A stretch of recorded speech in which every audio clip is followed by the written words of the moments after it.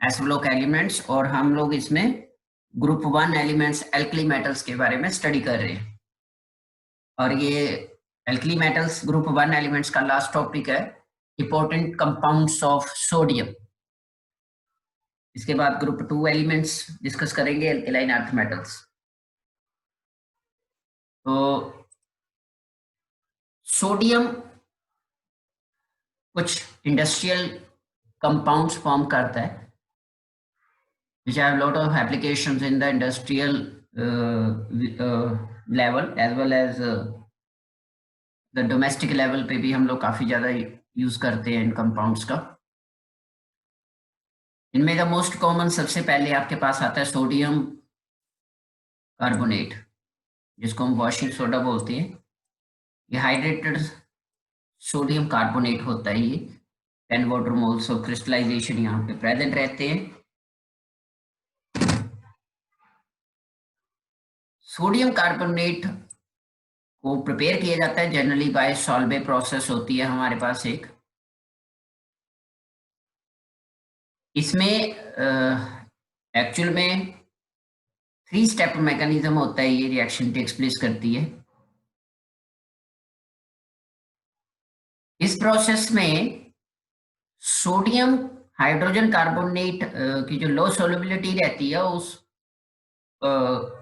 उसकी एडवांटेज एक तरह से ली जाती है इस पर्टिकुलर प्रोसेस में। यहाँ पे प्रेसिपिटेशन रिएक्शंस टेक्स प्लेस होती है और वहां से हमारे पास प्रोडक्ट ऑब्टेन्ड हो जाता है। प्रोसेस क्या है? सबसे पहले अमोनिया गैस को कार्बोनाइज्ड किया जाता है। हमारे पास ammonium carbonate formation takes place होती है। अमोनियम कार्बोनेट को दोबारा से during the course of the reaction ये अगेन कार्बोनाइज्ड होती है एक्वस मीडियम में, और हमारे पास अमोनियम हाइड्रोजन कार्बोनेट जो है वो प्रोड्यूस होता है। ये अमोनियम हाइड्रोजन कार्बोनेट को हम ब्राइन सॉल्यूशन के साथ ट्रीट करवाते हैं, दैट इज NaCl के साथ, sodium chloride,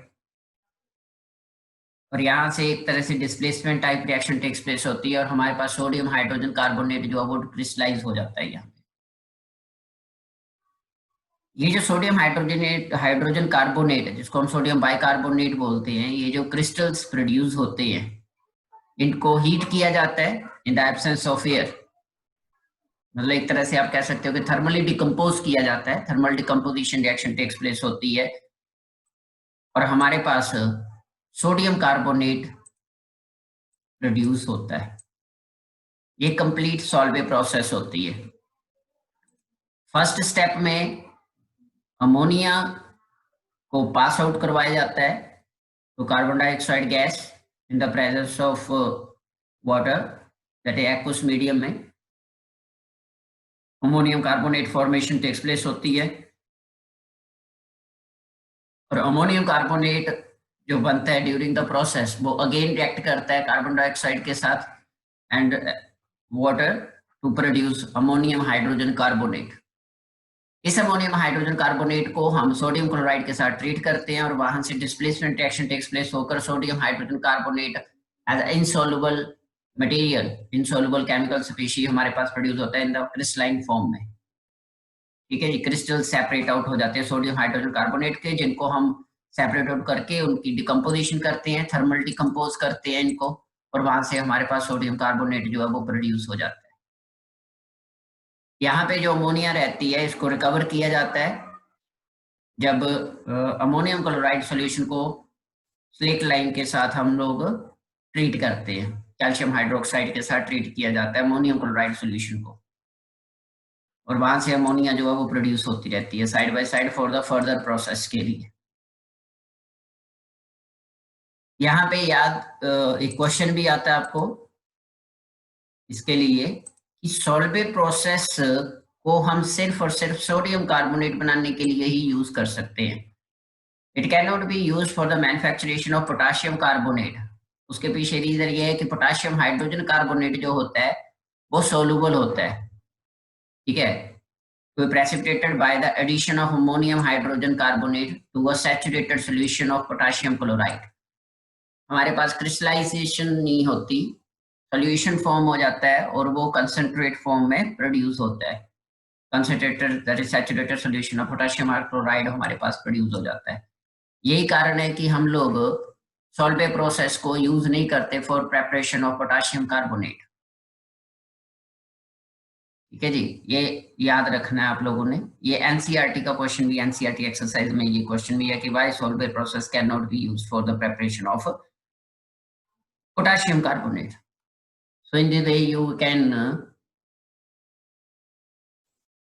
learn the reaction, the process for manufacturing of sodium carbonate, that is washing soda.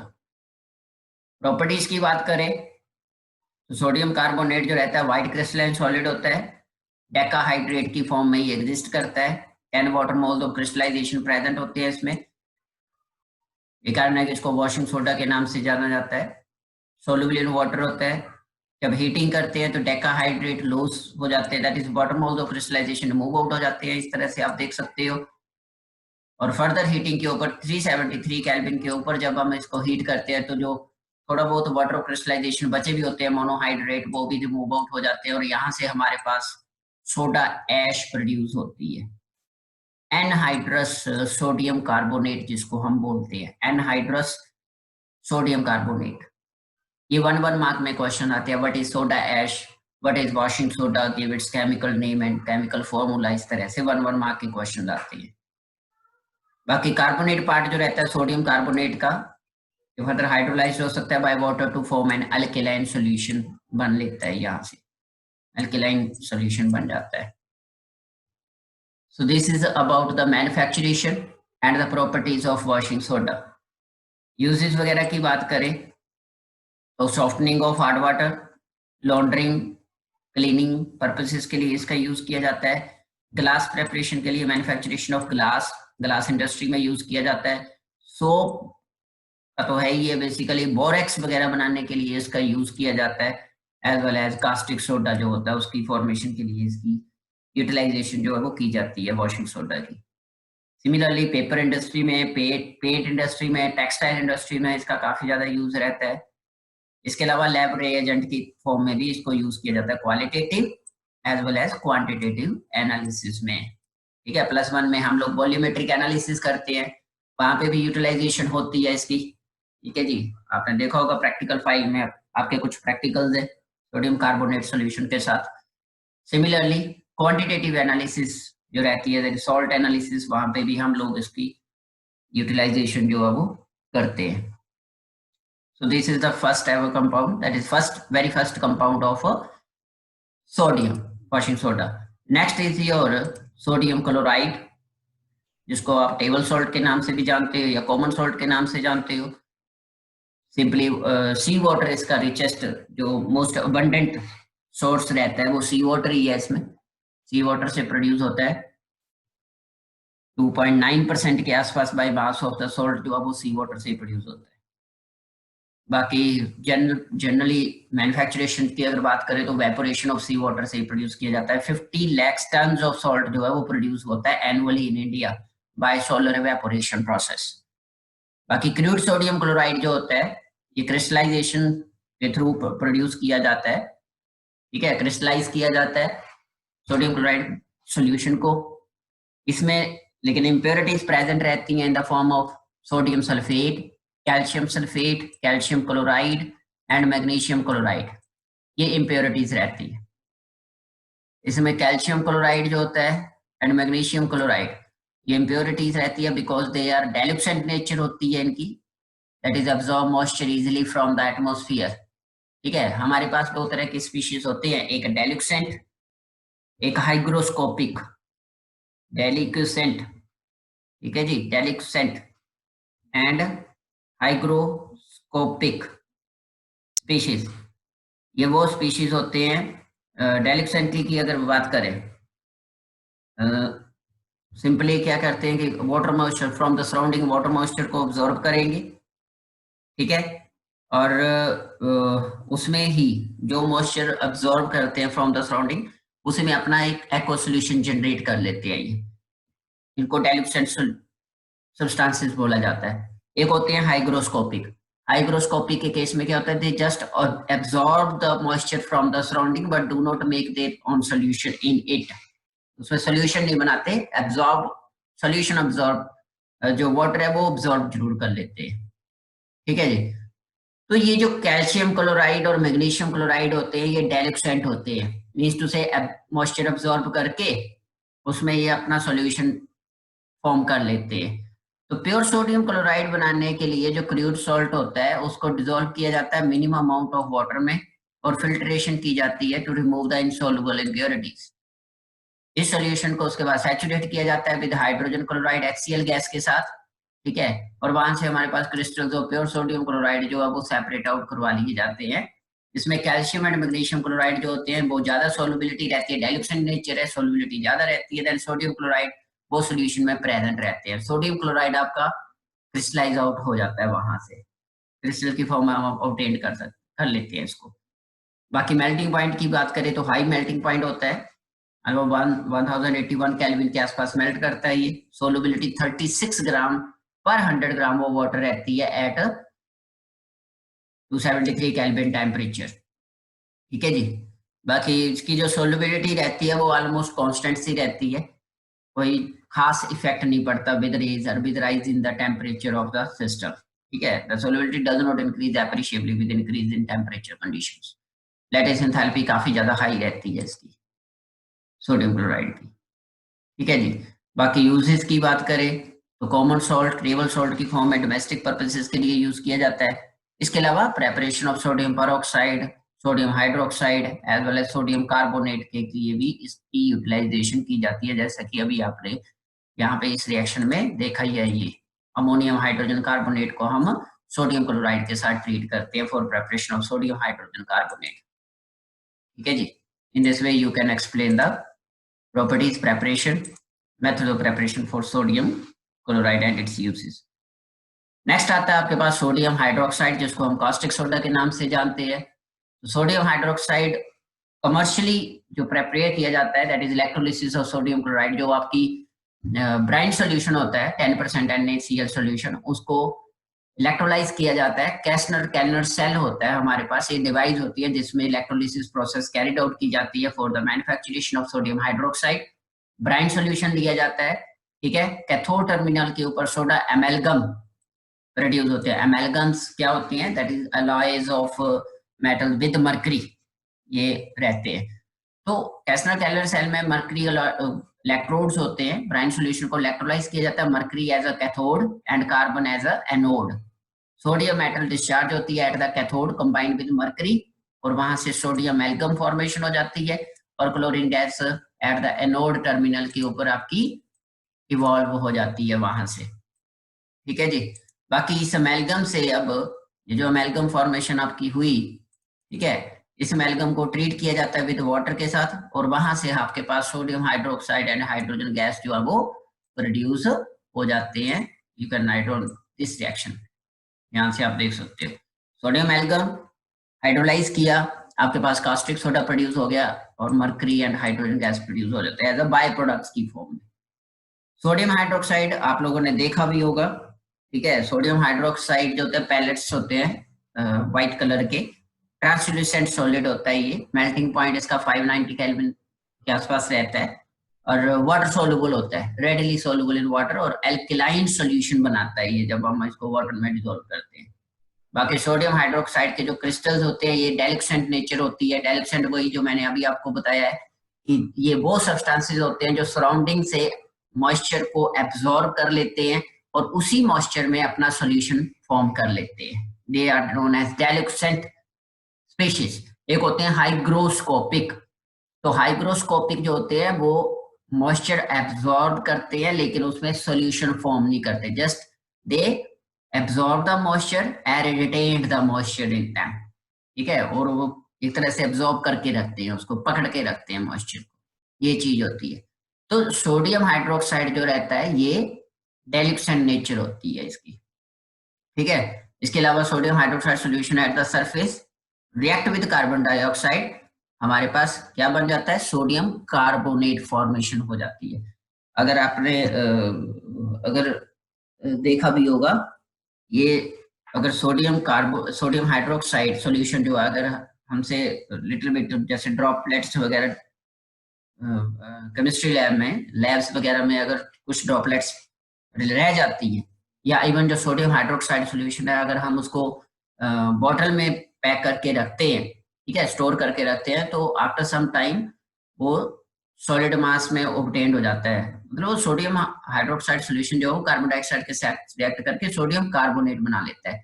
यही कारण है कि ये मतलब कंडीशन भी है कि सोडियम हाइड्रोक्साइड सॉल्यूशन को हम स्टोर करके नहीं रख सकते इन द ग्लास बॉटल्स।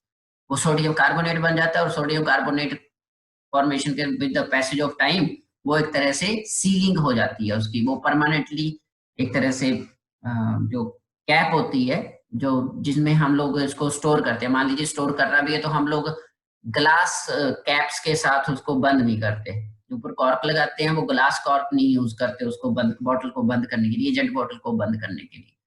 जो ग्लास बॉटल का जो कॉर्क रहता है, जो ग्लास कॉर्क रहता है, वो परमानेंटली फिक्स हो जाता है after formation of this sodium carbonate. ठीक है जी, स्लो प्रोसेस से वो एक तरह से आप ये कह सकते हो ग्लास ही बन जाता है उसके इसमें। तो ये रहती है, this is how we can prepare caustic soda, ठीक है, and how can we store इनको, इसको स्टोर किया जाता है ऑलवेज विद द रबड़ कॉर्क के साथ, रबड़ कॉर्क के साथ ही बंद करके स्टॉपर के साथ इसको स्टोर किया जा सकता है, ग्लास कॉर्क के साथ नहीं। यूजेस की बात करें, मैन्युफैक्चरेशन ऑफ सोप के लिए, पेपर, आर्टिफिशियल सिल्क बनाने के लिए, इसके अलावा other chemicals as a laboratory reagent, petroleum refining में इसका यूज होता है, purification of bauxite that is aluminium वगैरह के लिए, एक्सट्रैक्शन के लिए, इसके अलावा टेक्सटाइल इंडस्ट्री में मर्सराइजिंग, कॉटन फैब्रिक को मर्सराइज करने के लिए, फैट्स एंड ऑयल फॉर्मेशन के लिए, प्रेपरेशन के लिए, और last as a laboratory reagent इसको यूटिलाइज किया जाता है। ठीक है, so this is all about sodium hydroxide, that is a caustic soda, manufacturation, properties and uses. The next is the almost last ही है ये सोडियम हाइड्रोजन कार्बोनेट, जिसको हम बेकिंग सोडा बोलते हैं। तो सोडियम हाइड्रोजन कार्बोनेट जो होता है ये आपने ऑलरेडी देखा, ये सॉल्वे प्रोसेस का बाय प्रोडक्ट होता है। यहाँ पे आप देख सकते हो, दिस इज, ये पहले सोडियम हाइड्रोजन कार्बोनेट ही प्रोड्यूस होता है यहाँ पे, ठीक है। ये सोडियम हाइड्रोजन कार्बोनेट फिर आगे हम लोग इसको फर्दर हीट करके वहां से वॉशिंग सोडा प्रोड्यूस करते हैं। तो यहाँ पे भी वही प्रोसेस है, ठीक है। बेकिंग सोडा ये डिकम्पोज कर जाता है to generate bubbles of carbon dioxide leaving holes in the cakes और पेस्ट्रीज जो होती हैं आपके पास, and making them light and fluffy बनाने के लिए यूज किया जाता है ये, ठीक है जी। Sodium hydrogen carbonate made by saturating a solution of sodium carbonate with carbon dioxide. Sodium carbonate solution को कार्बन डाइऑक्साइड के साथ सैचुरेट किया जाता है और वहां से आपके पास ये फॉर्मेशन होती है, सोडियम कार्बोनेट प्लस वाटर, ठीक है, plus carbon dioxide give rise to sodium hydrogen carbonate.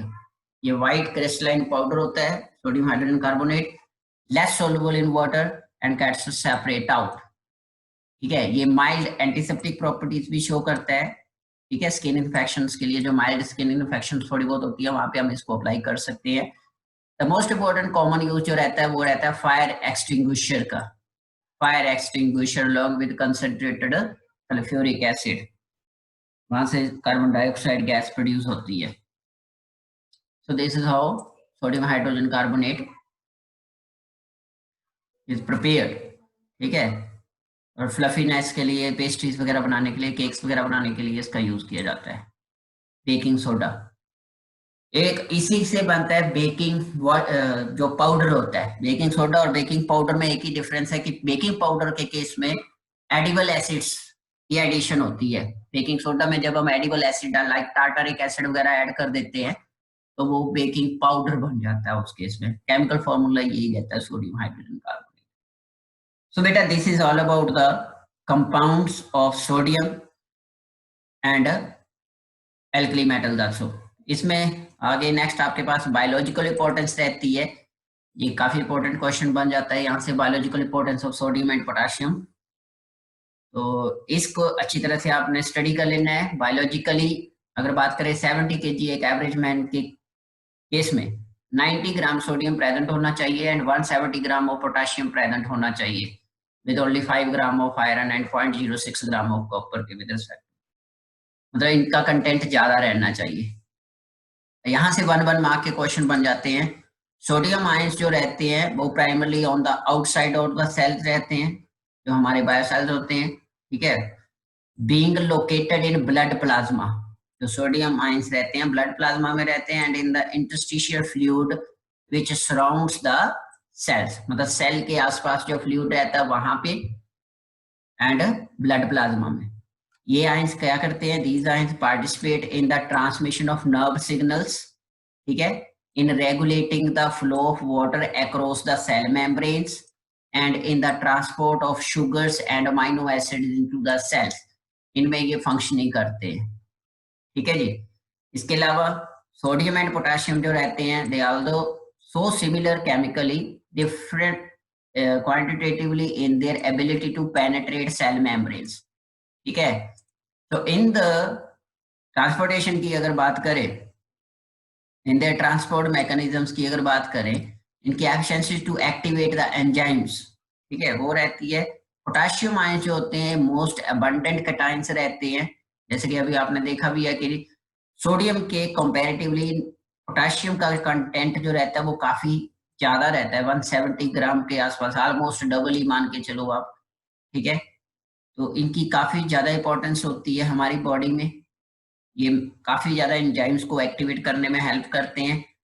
और oxidation of glucose to produce ATP, adenosine triphosphate, जो एनर्जी करेंसी रहती है उसको प्रोड्यूस करने में काफी ज्यादा हेल्पफुल होते हैं ये potassium ions. With sodium they responsible for the transmission of nerve signals along with that of sodium, ठीक है। वेरी कंसिडरेबल वेरिएशन रहती है in the concentration of sodium and potassium ions in the body, ठीक है जी। Opposite sides of the cell membrane exist करते हैं, ठीक है, इनसाइड द सेल और sodium ions outside the cell. बाकी example blood plasma, sodium is present to the extent 143 millimole पर लीटर तक, जबकि पोटेशियम लेवल जो रहता है दैट इज ओनली 5 मिलीमोल पर लीटर रहता है with in the red blood cells. ये लोकेशन होती है इनकी सोडियम एंड पोटेशियम आयंस की, ठीक है। ये कंसंट्रेशन चेंज रहती है 10 मिलीमोल पर लीटर सोडियम एंड 105 मिलीमोल पर लीटर पोटेशियम आयंस के विद रिस्पेक्ट टू। ये आयनिक ग्रेडियंट्स का काम करते हैं, डेमोन्स्ट्रेट करते हैं that are discriminatory mechanism and they called, इसको जाना जाता है sodium potassium pump which operates across the cell membranes, which consumes more than 1/3 of the ATP used by a resting animal and about 15 kilogram per 24 hour in a resting human। ये utilisation होती है during day working case में। So बेटा with respect to this the study about the alkali metals gets finished up. ये सारे का सारा आपने एक बार अच्छी तरह से रिवाइज कर लेना है thoroughly, especially biological importance, location of sodium and potassium ions in the blood cells, मतलब in our body।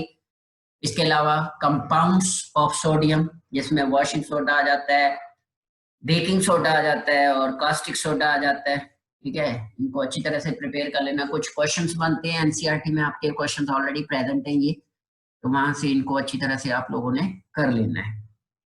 So this is all about group 1 elements. Next आपके पास आते हैं ग्रुप 2 एलिमेंट्स। तो ग्रुप 2 एलिमेंट्स के केस में अल्केलाइन अर्थ मेटल्स होती हैं ये group 2 elements, alkaline earth metals, क्योंकि maximum among them are found in the earth crust, ठीक है। They are comparatively less reactive होती हैं as compare to those of group 1 elements. Alkali metal से less reactive होती हैं ये, बट ओवरऑल रिएक्टिविटी इनकी हाई रहती है like those of alkali metals. Beryllium को छोड़कर except beryllium they are known as alkaline earth metal। the first element beryllium जो है वो rest of the members of the same group variation रहती है काफी ज्यादा, ठीक है, लार्जली डिफर करता है फ्रॉम अदर मेंबर्स से काफी ज्यादा प्रॉपर्टीज में, जो हम डिस्कस भी करेंगे। बाकी एटॉमिक एंड फिजिकल प्रॉपर्टीज की अगर बात करें तो वो आपके पास ये रहती हैं, जैसे बेरिलियम एटॉमिक मास 9 ग्राम के पर मोल के आसपास रहता है, जबकि मैग्नीशियम वगैरह के केस में फिर टॉप टू बॉटम इंक्रीज करता जाता है। Electronic configuration, valence shell configuration same रहती है। 2 electrons in the valence s subshell रहते हैं यहाँ पे। आयनाइजेशन थैलेपीज की बात करें, बेरिलियम की काफी ज्यादा हाई रहती है as compare to other members, 899 kilo joule per mole रहती है as compare to other magnesium और अदर एलिमेंट्स। ठीक है जी। Second ionisation enthalpy becomes very very high. ठीक है। हाइड्रेशन थैलेपी की बात करें तो बेरिलियम के केस में मैक्सिमम रहती है hydration enthalpy because of its small size की वजह से। ठीक है। बाकी केसेस में फिर वो इंक्रीज कर जाती है। मेटालिक रेडियस की बात करें, स्मॉलेस्ट होता है अमंग द ग्रुप एलिमेंट्स में, सबसे स्मॉलेस्ट बेरिलियम ही होता है आपके पास। Ionic radius also smallest. Melting point highest रहता है। बॉइलिंग पॉइंट आल्सो हाईएस्ट रहता है इस केस में, बेरिलियम के केस में। डेंसिटी इसकी हाई नहीं होती इस केस में, 1.84 के आसपास ग्राम पर सेंटीमीटर क्यूब होती है, जो कि लेस देन स्ट्रोंशियम और बेरियम और रेडियम के काफी ज्यादा कम होती है इससे। ठीक है। स्टैंडर्ड इलेक्ट्रोड पोटेंशियल की वैल्यू बात करें तो नेगेटिव 1.97 होती है इसकी, माइनस 1.97 वोल्ट होती है reduction standard reduction potential value of beryllium की। और बाकी केसेस में मैग्नीशियम की लार्जली नेगेटिव रहती है, उसके बाद कैल्शियम की भी इससे ज्यादा नेगेटिव होती है, स्ट्रोंशियम की, बेरियम की एज वेल एज रेडियम के केस में। ठीक है। बाकी अकरेंस इन द लिथोस्फीयर की बात करें तो जस्ट 2 पार्ट्स पर मिलियन की फॉर्म में ये एग्जिस्ट करता है। बाकी बाय वेट आ गया आपके सामने, ये इस तरह से एग्जिस्टेंस होती है इनकी। ये various physical properties, atomic and physical properties है ग्रुप सेकंड एलिमेंट्स की। तो बेरिलियम आप यहाँ पे देख सकते हो एक्सेप्शनल बिहेवियर शो करता है। ठीक है। आयनाइजेशन थैलेपी की बात हो जाए, चाहे रेडियस की बात हो जाए, मेल्टिंग बॉइलिंग पॉइंट की बात हो जाए, ठीक है, एक्सेट्रा एक्सेट्रा। बाकी अदर केसेस में अगर वैसे बात करें, यहाँ से जो रीजनिंग क्वेश्चन बनते हैं हम क्लासिफिकेशन में भी करके आए हैं। आयनाइजेशन थैलेपी इनकी जो फर्स्ट आयनाइजेशन थैलेपी होती है that is higher than that of group 1 elements होती है, लेकिन सेकंड आयनाइजेशन थैलेपी जो होती है इनकी less than those of group 1 elements से हो जाती है। रीजन क्या है कि एस सब शेल कंप्लीटली फिल्ड है, 2 इलेक्ट्रॉन्स है, स्टेबल इलेक्ट्रॉनिक कॉन्फ़िगरेशन है, हाई अमाउंट ऑफ एनर्जी चाहिए इलेक्ट्रॉन को इजेक्ट करने के लिए, रिमूव आउट करने के लिए। ठीक है। तो यही कारण है कि जो फर्स्ट आयनाइजेशन थैलेपी होती है ग्रुप 2 एलिमेंट्स की वो हाईएस्ट रहती है than that of group 1 element से। लेकिन जब after losing 1 electron they attain unstable S1 configuration, एक इलेक्ट्रॉन लूज करने के बाद, ठीक है, जनरल क्या है NS2 इलेक्ट्रॉनिक कॉन्फ़िगरेशन है इनकी, लेकिन आफ्टर लूजिंग 1 इलेक्ट्रॉन, जब 1 इलेक्ट्रॉन लूज होता है, -1 इलेक्ट्रॉन होता है, तो वहां पे क्या हो जाता है कि S1 कॉन्फ़िगरेशन बन जाती है आपके पास NS1, और NS1 इलेक्ट्रॉनिक कॉन्फ़िगरेशन जो रहती है इट इज अनस्टेबल होती है। लेकिन जब हम एल्कली मेटल्स की बात करें तो उस केस में बैलेंस शेल में सिर्फ एक ही इलेक्ट्रॉन प्रेजेंट रहता है, तो आफ्टर लूजिंग 1 इलेक्ट्रॉन उनकी नोबल गैस कोर हो जाती है। तो यही कारण है कि after losing 1 electron alkaline earth metals electronic configuration becomes unstable and hence the second ionization enthalpy becomes less than that of the second ionization enthalpy of the alkali metals, because after losing 1 electron alkali metals gains noble gas core configuration। ठीक है। ये question बनता है reasoning question, इसको अच्छी तरह से आप लोगों ने कर लेना है आयनाइजेशन थैलेपीज के केस में। बाकी हाइड्रेशन थैलेपीज की अगर बात करें तो बेरिलियम की मैक्सिमम हाइड्रेशन थैलेपी रहती है than in comparison to other elements of the same group. ठीक है। बाकी एक चीज और याद रखनी है कि फ्लेम कलरेशन की बात अगर करें तो बेरिलियम एंड मैग्नीशियम जो रहते हैं, beryllium and magnesium flame colouration की अगर बात करते हैं तो beryllium and magnesium flame colour produce नहीं करते। ठीक है। कैल्शियम, स्ट्रोंशियम एंड बेरियम ये फ्लेम कैरेक्टरिस्टिक्स कलर प्रोड्यूस करते हैं टू द फ्लेम, लेकिन जो बेरिलियम एंड मैग्नीशियम है they do not produce any colour to the flame. Reason very high ionisation enthalpy, flame में इतनी ज्यादा अमाउंट ऑफ एनर्जी नहीं होती कि वो बेरिलियम एंड मैग्नीशियम के आयंस को, के इलेक्ट्रॉन्स को एक्चुअली एक्साइट कर सके। ठीक है। Because the ionisation enthalpy of beryllium and magnesium is too high, ठीक है, बहुत ज्यादा हाई होती है, and flame does not have such amount of energy. तो एनर्जी, उसकी ज्यादा एनर्जी नहीं प्रोड्यूस हो रही है वहां से, तो इलेक्ट्रॉनिक एक्साइटेशन टेक्स प्लेस नहीं करेंगी, और जब तक इलेक्ट्रॉनिक एक्साइटेशन टेक्स प्लेस नहीं होगी तो वहां पे फ्लेम कलरेशन प्रोड्यूस नहीं होगा। ये अनदर रीजनिंग क्वेश्चन बनता है इस केस में, why beryllium and magnesium does not produce any colour to the flame, ये याद रखना है। तो फ्लेम टेस्ट बेरिलियम और मैग्नीशियम के केस में नहीं किया जा सकता। The flame test for calcium, strontium and barium is helpful होता है, but not in case of beryllium and magnesium. So this is beta all about the physical and some atomic properties of group 2 alkaline earth metals. In the next lecture we will study about the chemical properties of alkaline earth metals and some special compounds of alkaline earth metals. After this आपका ये chapter जो है वो finish up हो जाएगा। So till then revise the whole chapter thoroughly. The topic up to which we have covered, इसको thoroughly study कीजिए। If there arises any query then you can ask। ठीक है बेटा।